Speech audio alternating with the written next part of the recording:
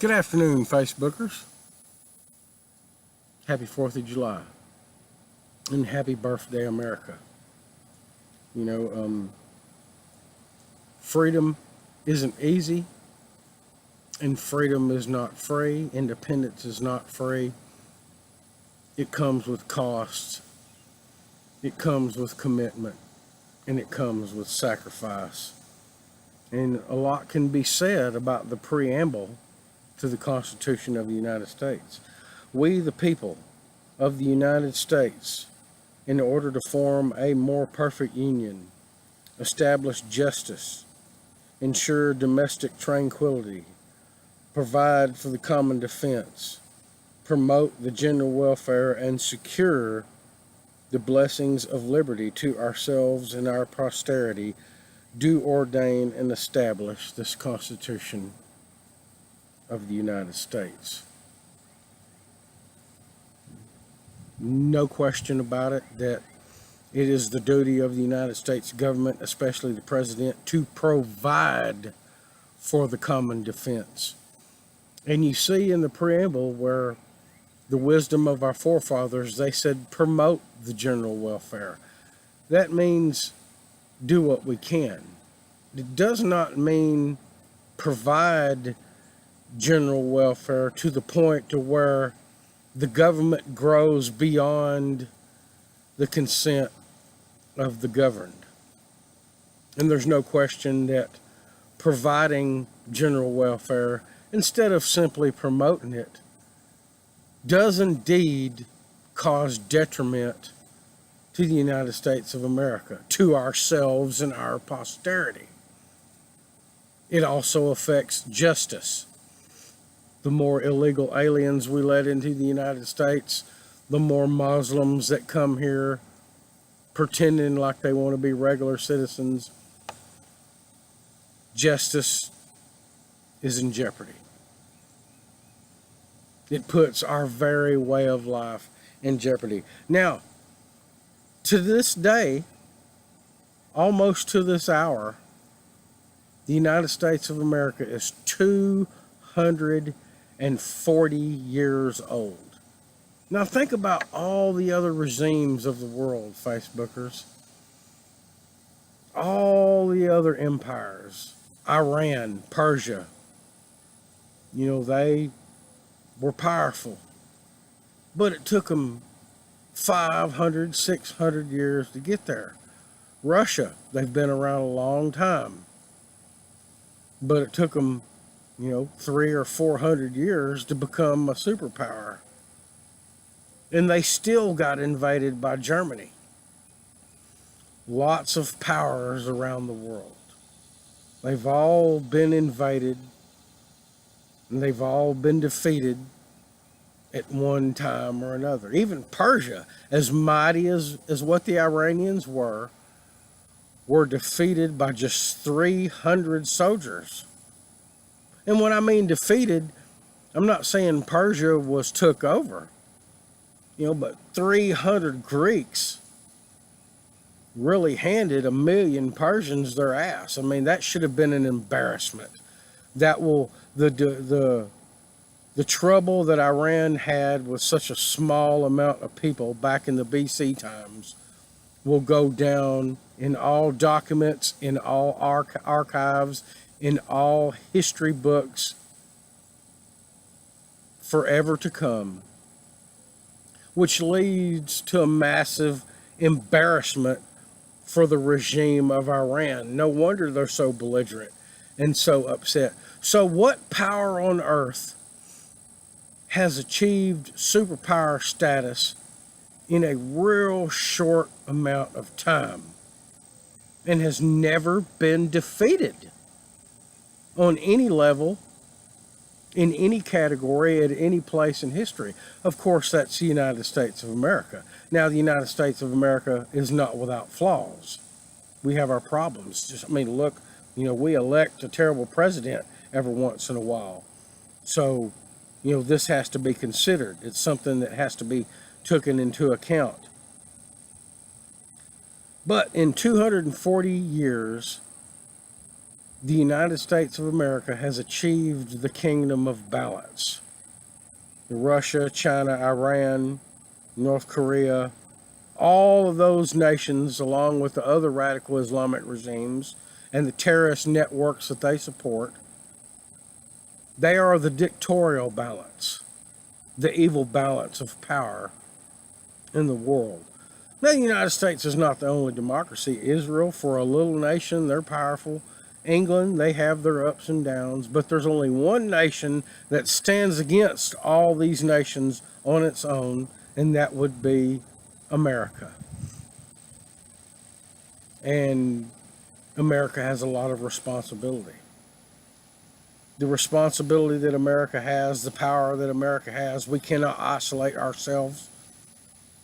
You know, part of being the United States of America and a superpower is defending our interests around the world, and we have to stay engaged. We cannot withdraw. We have to lead from the front, not from behind, because that is what America does. I mean, America has fought many a war. The United States of America has made many a sacrifice. And still, we've never been invaded, and we've never been defeated. We've fought 2 or 3 nations to a stalemate, but we have defeated many a power. We beat England when we won our independence. We beat England again in 1812 when they wanted some more. We defeated Spain when Spain wanted to challenge the United States of America. The United States beat Spain in one day. I mean, Spain had a naval armada, and America blew it out of the water. You know, Spain surrendered to the United States quick, fast, and in a hurry. And then there was Mexico who wanted to challenge the United States. And for Mexico's endeavors, what happened? Well, in a war that Mexico started on poor decisions that the country made, you know, Mexico had to give up what would eventually become the strongest state in the United States of America. And we all know which one that is. I mean, it's the Lone Star State. You know, the Lone Star State is a big part of the United States, philosophically, politically, and culturally. Texas has a lot of influence on decisions made in the United States government. And then there is, you know, World War I era Germany, which was the Ottoman Empire back then. They tried to challenge the United States. The United States just handed them a defeat. And then Germany tried it again under Adolf Hitler. They declared war on the United States, you know, and the United States handed Hitler his ass and handed Germany another defeat. Italy wanted to join the escapade. The United States handed Italy and Mussolini a defeat. And Japan wanted to join in. And Japan, I mean, there were some people, and there were some samurais in the Japanese Empire that had a lot of balls to bomb Pearl Harbor. I mean, the United States had never been hit like that up until 1941. And ultimately, what did the United States do? We created the most powerful weapon known to man and doubled it up with Hiroshima and Nagasaki. And the United States defeated Japan. And then the United States fought North Korea to a stalemate. We fought China to a stalemate. We fought Japan, or we fought Vietnam to a stalemate. We didn't lose the Vietnam War. We did not lose the North Korean War. We did not lose the battle that we had with the Chinese army inside North Korea. We just fought them to a stalemate. No losses for America. Washington, D.C. was never took over. There was just, you know, both sides were tired enough to just call it a stalemate, to call it quits and leave it at that until another day. And you know, thankfully that new day has not come, but it still might yet. And of course, the first Gulf War where the United States under the first Bush showed mercy to Iraq. I mean, Saddam Hussein had his ass handed to him. You know, that was the first Iraq defeat. And the second Iraq war under the second Bush, where Saddam got put down, his statue got dropped. That's 10 nations, 10 wins, no losses, and 3 ties. 10-0-3. The United States has 10 victories over evil empires, no losses, and 3 ties. The United States has been kicking ass for 240 years. We're still able to do so even when we elect flawed leaders. You know, and again, independence is not free. There are many enemies in this world, Facebookers. There are domestic enemies. There are foreign enemies. I've just listed all the foreign enemies, with the exception of maybe ISIS, whom we're battling now. We're not winning that war because of the president that we got, but we can still win it if we make the right political decision come November. It's all important. It's all vital to the national security and the future of the United States of America, as we provide, like we're supposed to, for the common defense. The common defense means everybody inside the United States. You know, like Charlie Daniels says in his song, America, I mean, we may do some fighting amongst ourselves. That's minor. But the outside folks need to leave us alone, because then it becomes major. The United States goes all out. When we elect the right leaders, we go all out in providing for our common defense. Now, there's domestic enemies, and unfortunately, Facebookers, sometimes a domestic enemy can be somebody that has become president, like Barack Obama, or it can be somebody that wants to be president, you know, like Hillary Clinton. Hillary Clinton is a domestic enemy of the United States of America. America must defend itself from her at the ballot box and the voting booth. It has to be done. For our survival, the United States and the people within, the voters, must vote against Hillary Clinton come November. It is essential, it's vital, it's all important. There's no question about it. If Hillary Clinton was to, God forbid, become the next president of these United States, she would become the first president bought and paid for by foreign governments. This is the truth. Russia pours money into the Clinton campaign. China pours money into the Clinton campaign. Middle Eastern radical Islamic nations pour money into the Clinton campaign. This is what props them up.